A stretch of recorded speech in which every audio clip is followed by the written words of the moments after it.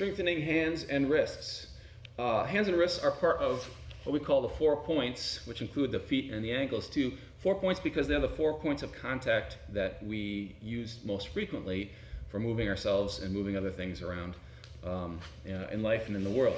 So strengthening our 4 points is key, because if we have weakness at the end points, then it doesn't matter what strength we put in elsewhere. If it can't be passed through the last link in the chain, then all of that strength is for naught. So we want to have really strong hands and strong feet. Consequently, strong hands are also very closely linked and correlated with longevity, just because having strong hands points to a lot of other qualities that the body probably has along with it. But anyway, it's hard to understate how important strong hands and strong feet are.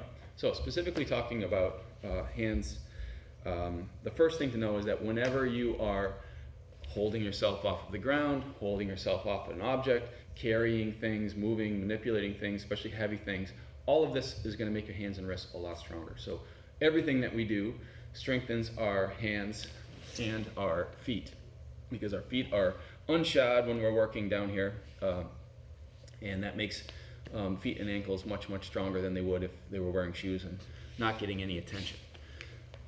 Secondarily, we will do some specific exercise on working our feet and our ankles, as well as our hands and our wrists. So talking about hands and wrists, starting with support angles. This is where we take a position of support and we change the angle. You can do the stepping version where I'm just stepping into different angles. So I can have fingers forward, fingers inward, outward, backward, and there are a whole bunch of other angles around that circle as well. And I can do this with palms down, or I can do this with palms back. I can do this from hands and knees. I can do this from all fours. I can do this from a plank to make things more challenging. The more I step my feet back, the more load I put into my points, the more challenging the exercise becomes. There are locomotive ones, just doing any of the crawls and playing with different angles. When we're doing this front crawl, I call this a seal crawl. They call this a bulldog crawl. But just doing crawls and changing up our angles of support as we're doing this, all of that does that support angle work as well. In between, light circles to clean out with fists closed and hands open will feel good, as well as a little bit of traction. So pulling away and flexing the wrist and giving it some space in the joint. All of those will feel good in between, especially if you tend to get wristy, give them a break. Hanging, light kettlebell swings, all of those will also put traction into the wrist. The specific exercise that we focus on for building up our supporting strength is a first knuckle raise. And that starts with kind of the support angles, but fingers will be forward, and we'll do finger rolls. So here I'm going to load my fingers and then slowly lower them to first knuckle and then finish down to palm. This one is specifically, if you have a very hard time creating this angle, this first knuckle angle, where my hand is lifted, but my fingers are all flat on the ground. If this is a tough position, and don't worry, it's tough for a lot of people. We spend most of our time in life doing stuff like this with our fingers, so they're slightly flexed all the time.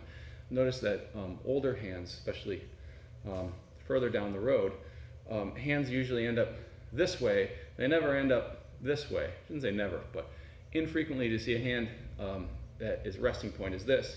Frequently to see a hand that's resting point is this.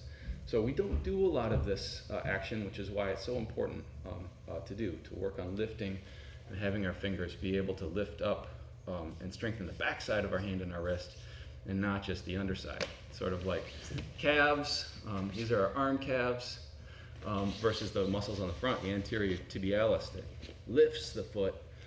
We have muscles that also extend or lift the hand here as well. So we want to work all of them. After those finger rolls, and spend as much time doing just the finger rolls, if that angle is the hardest thing for you, then we begin to do full first knuckle raises. So doing it with hands close to the body, this is the lightest load. If I'm doing this for the first few times, I want you to emphasize the downward. No matter what, you should always emphasize the downward on this and not emphasize trying to push back up. The slower and steadier you go and hold strength on the way down, the better it will be for your strength and for your connective tissue strength. That's called the eccentric movement. That's where the therapeutic strength is. Notice too that my fingertips are active. So this is not just hand with dead fingers working my wrist down. My whole hand is going to be active. I'm pushing my fingertips into the ground as I'm resisting bringing my palms down. I'm trying to keep my arms straight. I don't want to do this with bent hands. And I also don't want to disconnect my arms from my torso as I do it. I want to maintain connection. As I get stronger, then I can start to work both the up and the down. I can begin to move my legs further away. Notice I'm still trying to keep my body back here. My body wants to do this and make it easy. And if you're having to slide back to before you do your next rep, fine. Just know that you're emphasizing the negative. You don't have to go slow and try to force yourself up if you're not loading it. Just work on the part where you're loading. And then finally, the most challenging position will be from full plank. Slowly fighting down. I probably need a little more work to actually work on that position.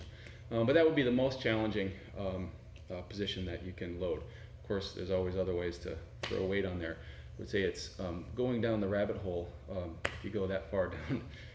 The hand and wrist strengthening in this one. There's lots of other ways to strengthen our hand and the wrist, and we want to work on balancing those and not just committing all our resources to one thing.